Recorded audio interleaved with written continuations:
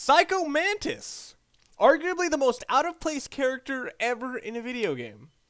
Past the story that he says as he's dying, Psycho Mantis was born in Russia around 1970, making him in his mid-30s in this game.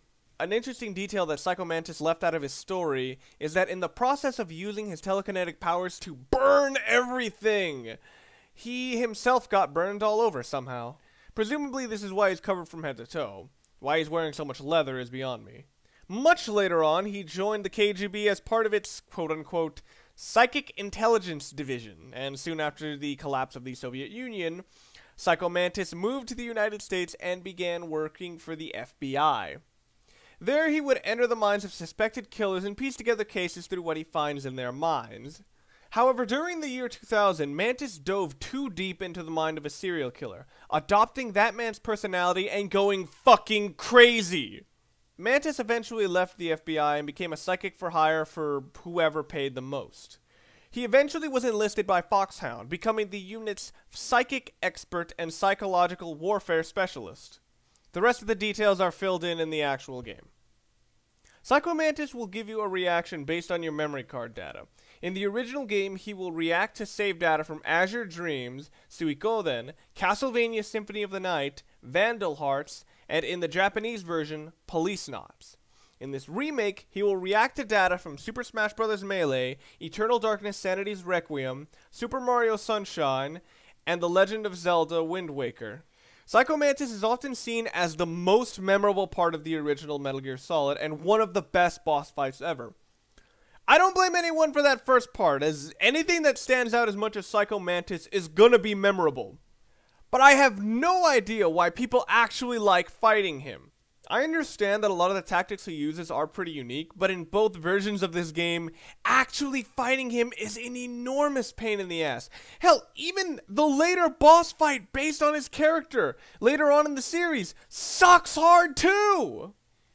You were just being blindsided from off screen, waiting for random objects to calm down, and unless you did the stupidest workaround ever, it was impossible to actually beat him. Call it innovative thinking if you want, but making the player aware that they are playing a video game makes it much harder to take seriously, as the immersion into the story takes a very sudden stop. Also, even though, again, I do like this scene, I think Psycho Mantis was rather detrimental to the game as a whole. I'm sure many of you have heard of the theory of the uncanny valley, where the closer things are to being human, the more the unreal aspects hurt, and the more unreal things are, the more the human aspects come out.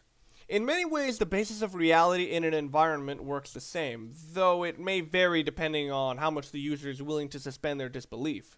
Still, in my opinion, I thought the mood of this game was hurt by Psycho Mantis' presence, since they go to such an effort to try to explain the rationality of so many of the actions of the people and of what's going on, that everything just clashes all at once in this scene. Later on, when they would try to get more serious, I would always have that thought in the back of my head. But what about the psychic soldier? Still, this is nowhere near as bad as some of the scenes in Sons of Liberty and Guns of the Patriots. Strangely enough, though, Snake Eater actually achieved a better balance of this by consistently reminding you of weird shit, making sure the fall into the valley wasn't from too high up. Psycho Mantis was pretty much meant to be a troll in this game, doing nothing but fucking with you every chance he got. So it seems weird that someone like that would have the mind of a psychotic killer, because Psycho Mantis didn't seem to enjoy seeing pain as much as he seemed to enjoy seeing a reaction. That's my view, at least. In English, Psycho Mantis was voiced by Doug Stone, who, interestingly enough, did not use a pseudonym in the original game, while his Japanese voice actor is Kazuyuki Sokabe, who sadly passed away due to esophageal cancer at the age of 58 in 2006. Doug Stone sounds somewhat different between the original and the remake. He has a bit of an accent in the original, and his overall tone is different. In the original game, he sounded incredibly lighthearted, while, again, coming off as a bit of a troll. And when he was dying, he sounded much more desperate for breath. In this remake, he sounds incredibly angry and revolted at everything around him, and his attempts at being amused come off more like a homicidal maniac than a psychic troll. For both of these directions, Doug Stone does an amazing job with the performance. You can really hear the disgust in his voice in this remake, and I'd be hard-pressed to find a voice that sounds like it enjoys messing with you as much as his voice was in the original game. Your preference really depends on what you want out of the character. Much like Jennifer Hale, Doug Stone also worked on a huge library of material, including Shingen Kishitani in the dub of Durarara, Giren Zabi in the 3 Mobile Suit Gundam movies, and Valkenhayn R. Helsing in Blaze Blue. Sorry, but once again, I can't find a video where Psycho Mantis is speaking in Japanese, which is weird considering the reputation of the character. If you're still interested in other performances by the actor, Kazuyuki Sokabe has played Kunzite in Sailor Moon, Android 13 in Dragon Ball Z, and Suzuki in Yu Yu Hakusho.